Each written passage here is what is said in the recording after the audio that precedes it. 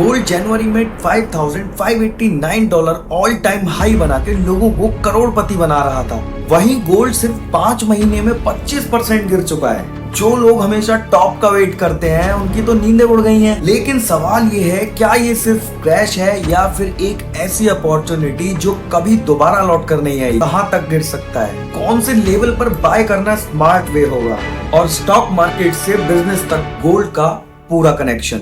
Last में आपको बताऊंगा कौन से प्राइस पर एंट्री लेना बेस्ट है। 2025 से 2026 तक गोल्ड ने धमाल मचाया था। जून 2025 में प्राइस थी $3,303 और जनवरी 2026 तक ये प्राइस पहुंच गई $5,589। मतलब सिर्फ एक साल में 70% से भी ज्यादा का रिटर्न। वजह थी ये 3 चीजें। सेंट्रल बैंक्स की खरीदारी। 2021 से 2025 के बीच सेंट्रल बैंक्स हर क्वार्टर में एवरेज 225 टन गोल्ड खरीद रहे थे, जो कि पिछले दौर से डबल था। Geopolitical tension, Wars, trade Wars और ग्लोबल अनसर्टेनिटी, इन्होंने गोल्ड को सेफ हेवन बना दिया।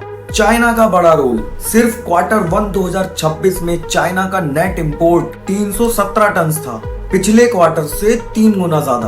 पर जब किसी एसेट में इतनी तेजी आती है ना, तो उसमें करेक्शन भी उतना ही वायलेंट आता है, और यहीं से शुरू होती है असली कहानी। गोल्ड जनवरी के $5,589 से गिरकर 4,000 से $4,100 के बीच में ट्रेड कर रहा है। इसकी 3 बड़ी वजह है। नए फेड चेयरमैन केविन वॉश, इन्होंने रिसेंटली कहा कि इन्फ्लेशन एक्सपेक्टेशंस थोड़ी सी ठंडी हुई हैं, लेकिन मार्केट को डर है कि फेड इंटरेस्ट रेट को बढ़ा भी सकता है अगर इन्फ्लेशन वापस कंट्रोल से बाहर गया। दूसरा है strong US dollar and treasury yields. जब जब डॉलर मजबूत होगा तो गोल्ड कमजोर होता है, दोनों इनवर्सली मूव करते हैं, और ये सबसे बड़ा पॉइंट है, हमेशा ध्यान रखना। डॉलर का प्राइस और गोल्ड का प्राइस वाइस वर्सा चलता है, चेक करते रहा करो। तीसरा बड़ा रीजन सेंट्रल बैंक की बाइंग ठंडी पड़ गई है। क्वार्टर 1 2026 में सेंट्रल बैंक्स ने 129 टन गोल्ड बेच दिया, जिसमें अकेले टर्की ने 60 टन बेचा है, और इन्वेस्टर रेट तो ठंडा पड़ा ही है। टेक्निकल लैंग्वेज में बताऊं तो गोल्ड अभी नो मैंस लैंड फेज में है। 200 डे मूविंग एवरेज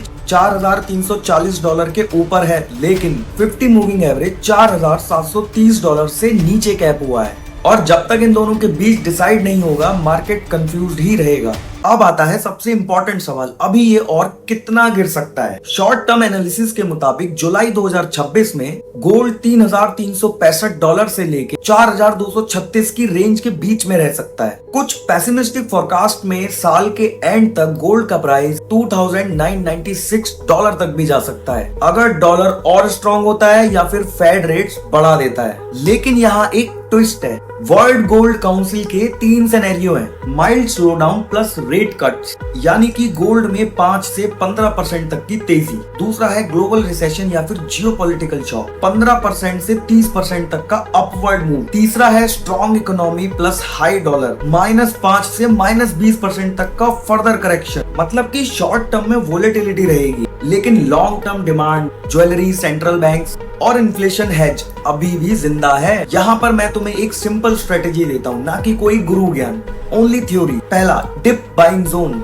अगर गोल्ड $3,900 से $4,000 के आसपास आता है, ये हिस्टोरिकली एक स्ट्रॉन्ग सपोर्ट जोन रहा है। यहाँ पर छोटे छोटे अमाउंट्स में खरीदना एक स्मार्ट मूव हो सकता है। दूसरा है SIP अप्रोच इन गोल्ड। जैसे कि स्टॉक मार्केट में SIP करते हो, वैसे ही गोल्ड में SIP करो, यानी कि हर महीने थोड़ा थोड़ा खरीदो, गोल्ड ETF या फिर सोवरेन गोल्ड बॉन्ड्स के थ्रू, जिससे तुम्हारा एवरेज कॉस्ट बैलेंस हो जाता है, टाइमिंग की टेंशन खत्म। तीसरा है फिजिकल वर्सेस डिजिटल। ज्वेलरी में मेकिंग चार्जेस 5 से 35% तक लगते हैं। अगर गोल्ड में इन्वेस्ट करना है तो डिजिटल गोल्ड या ETF में ज्यादा प्रैक्टिकल स्मार्ट स्ट्रेटेजी है। एक चीज हमेशा याद रखना, फाइनेंशियल एडवाइजर्स गोल्ड में सिर्फ 10 से 15% इन्वेस्टमेंट करने का ज्ञान देते हैं। पूरा पैसा गोल्ड में डालना एक गलत डिसीजन है। अब बात करते हैं स्टॉक मार्केट की, क्योंकि गोल्ड सिर्फ बार्स और कॉइन्स तक लिमिटेड नहीं है। Gold financing companies just like Muthoot finance and Manappuram, जब गोल्ड प्राइसेस बढ़ते हैं, इनका कोलेट्रल वैल्यू बढ़ जाता है और लोन बिजनेस डायरेक्टली ग्रो करता है। Jewellery stock just like Titan and Kalyan jewellers,